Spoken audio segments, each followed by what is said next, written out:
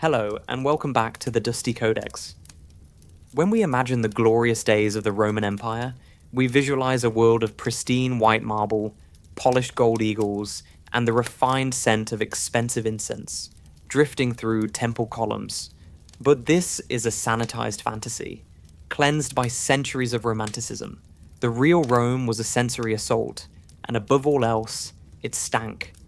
If you closed your eyes in the Subura district, you might think you were standing inside a rotting whale carcass, all thanks to the Empire's obsession with a fermented fish sauce called garum. This wasn't just a condiment sitting on the side of the table, it was the essential flavor of the Roman world.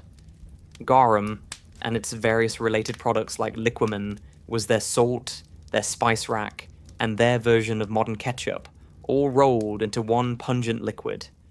From the porridge of the lowliest slave to the exotic ostrich ragout of the emperor, almost every dish consumed in the empire was drenched in this golden ichor of the sea. We are always curious to know where our stories are traveling to, and where your corner of the world is. Please, take a moment to let us know in the comments where you are watching from today. Today we are exploring how a substance born from brutal, horrific rot became the economic lubricant of the Mediterranean, creating an industry so vast it rivaled the grain trade of Egypt. To understand garum, we must leave the marble halls of Rome and travel to the sun-baked coasts of Hispania and North Africa. Here, the industrial scale of Roman appetite turned pristine coastlines into factories of fermentation. The process began with the raw materials, the bounty of the sea, specifically fatty fish like mackerel, sardines, and the blood-rich tuna that migrated through the Pillars of Hercules. These weren't quaint artisanal workshops. They were massive industrial complexes known as cetaria. Inside these sprawling facilities, armies of workers, often slaves, performed the gruesome work of preparing the catch. They didn't use the prime fillets. Garum was made from the refuse. The intestines, the gills, the blood, and the heads were all tossed into the mix. The recipe was horrifyingly simple, relying on the brute force of nature to break down solid matter. In these massive, watertight concrete vats, workers created a grotesque lasagna, a layer of fish guts, followed by a heavy layer of sea salt, repeated over and over until the vat was full. The salt was crucial. It prevented instantaneous putrefaction, and instead encouraged a slow, controlled enzymatic breakdown. Once filled, these vats were left open to the searing Mediterranean sun for months, sometimes up to half a year. The heat acted as a catalyst, allowing the enzymes in the fish stomachs to digest the flesh and bone, slowly turning the solid mass into a thick, salty slurry. It was a process of controlled decomposition on a massive scale. The resulting stench was legendary, a miasma so powerful that Roman law strictly forbade the construction of ceterae within city limits or near residential villas. The smell of a working garum factory was the smell of death on an industrial scale, an olfactory assault that could travel for miles on the wind, announcing the source of Rome's favorite flavor long before you saw it. After months of baking in the sun, the alchemical transformation was complete, and it was time to harvest the liquid gold. The putrid sludge was ladled into large wicker baskets that acted as sieves, allowing the clear, amber-colored liquid to drip through, separating the prized sauce from the remaining solid waste. The final product was nothing like the rotting horror in the vats. It was a clear, beautiful, golden brown fluid. This was high-grade garum, a substance transformed from death into a potent elixir of life, ready to be shipped to the far corners of the known world. This foul-smelling industry created immense amounts of filthy lucre, giving rise to a class of nouveau riche garum barons. In cities like Pompeii, entrepreneurs like Aulus Umbricius Scaurus amassed fortunes that rivaled old senatorial families, entirely built on the production and sale of fermented fish guts. They were proud of their trade, decorating their lavish villas with mosaics celebrating the source of their wealth. Garum was the lubricant of the Roman economy, driving a complex shipping network that spanned the entire Mediterranean and beyond. Just like grain from Egypt or olive oil from Hispania, millions of gallons of fish sauce were transported annually, creating a pre-industrial global supply chain that connected the Atlantic coast to the deserts of Syria. To move this liquid ocean, the Romans utilized millions of amphorae, the standardized shipping containers of the ancient world. These ceramic jars were designed to stack efficiently in the holds of merchant ships, with pointed bottoms that could be buried in sand for stability, ensuring the precious, pungent cargo arrived intact. The scale of this consumption has left physical scars on the landscape of modern Rome, most notably Monte Testaccio. This artificial hill, rising 35 meters high in the center of the city, is composed entirely of an estimated 53 million broken amphorae, the disposable packaging of the ancient world, discarded after their contents were consumed by the hungry populace. In many ways, garum was a form of liquid currency, a store of value that held its worth across the empire. High-quality vintages from specific regions were traded like fine wines today, commanding astronomical prices that only the wealthiest patricians could afford, sometimes costing more by weight than expensive perfumes. The reach of the garum trade was staggering, penetrating the furthest, most desolate frontiers of the empire. Archaeological digs at Roman forts along Hadrian's Wall in rainy Britannia have uncovered amphorae that originated in sunny Spain, proving that even soldiers at the edge of the known world demanded their daily dose of Mediterranean umami.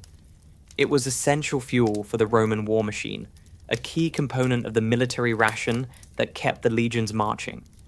Garum provided a crucial, cheap source of protein and salt, turning bland grain rations into palatable, sustaining meals for the soldiers who enforced the Pax Romana. But just as in Roman society, not all garum was created equal. There was a strict, rigid hierarchy of source that mirrored the class system of the empire. The very name on the jar indicated your social standing, separating the patrician from the plebeian with a single taste. At the very top of the pyramid was Garum Sociorum, the source of the allies, produced in New Carthage, Spain. Made exclusively from the blood and gills of mackerel, it was the Roman equivalent of vintage champagne or beluga caviar, reserved for the emperor's table and the ultra-wealthy. It's fascinating to see how a product born from industrial-scale rot became the ultimate status symbol of the ancient world. It reminds us that taste is often just a matter of cultural perspective. If you are enjoying this deep dive into the pungent history of Rome and want to support the Dusty Codex, please consider subscribing and clicking the bell icon. It really helps us keep these documentaries coming. For the masses, the slaves, and the urban poor, there was Alec. This was the dregs, the unfinished sludge left at the bottom of the vat after the high-quality liquid had been drawn off. It was thick, cloudy, full of bones, and incredibly cheap. The spam of the ancient world. Regardless of the grade, the ubiquity of fish sauce in the Roman diet is almost incomprehensible to us today. It was used in ways that seem deeply counterintuitive, finding its way into roasted meats, vegetable stews, lentils, and even, horrifically, into desserts. Our best evidence comes from Apicius, the only surviving Roman cookbook, which reads like a love letter to fermented fish. Of the nearly 500 recipes in the book, almost every single savory dish, and many sweet ones, calls for a generous splash of liquamen, the generic term for the sauce. So why did they do it? What did it taste like? Contrary to what you might think, good garum didn't taste intensely fishy. The long fermentation process transformed the proteins into pure, concentrated umami, a savory, meaty depth charge that enhanced other flavors rather than overpowering them. The Romans rarely used it straight. They were masters of blending it. They mixed it with wine to create garum, with oil and vinegar for salad dressings, and with water and herbs to create a dipping sauce that graced every table in the empire. In a world without refrigeration, garum had another, more practical application. Its intense salinity and potent flavor were perfect for masking the taste of meat that was slightly past its prime, a common problem in the Mediterranean heat. The Roman obsession went beyond the culinary and into the medicinal. Pliny the Elder recommended garum for everything from dog bites to dysentery, and it was even poured directly into open wounds as a crude antiseptic. The demand was so universal that producers even catered to specific religious markets. Archaeologists have found evidence of kosher garum produced for Jewish communities, guaranteed to be made only from fish with scales and fins, and in accordance with dietary laws. The dining experience of the Roman elite revolved around the skillful application of these sauces. A host's sophistication was judged by the quality of their garum and their ability to pair it perfectly with the exotic dishes they served their guests. This is the central paradox of Rome, a civilization capable of breathtaking engineering and artistic beauty, yet powered by a culinary engine based on industrial-scale putrefaction. Their empire was built on marble, but it ran on rot. Nowhere is the Roman obsession with garum more evident than in Pompeii, a city preserved in time by volcanic ash. Before the disaster of 79 AD, Pompeii was famous throughout the empire for two things: its excellent wine and its particularly pungent fish sauce. The king of the Pompeian fish sauce trade was Aulus Umbricius Scaurus. His operation was so dominant that modern archaeologists have found his name painted on nearly 30% of all garum jars recovered from the region. Scaurus didn't hide the source of his wealth, he celebrated it. The floor of his luxurious atrium was decorated with intricate mosaics depicting jars of his own fish sauce, labeled with slogans like, "The flower of garum, made by Scaurus." When Vesuvius erupted, it froze the city's garum industry mid-breath.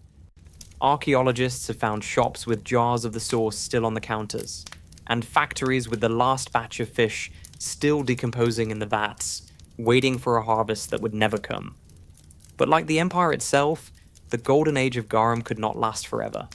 As the Western Roman Empire slowly collapsed under the weight of economic crisis and barbarian invasions in the 5th century, the complex, secure trade networks that allowed garum to be shipped from Spain to Syria began to disintegrate.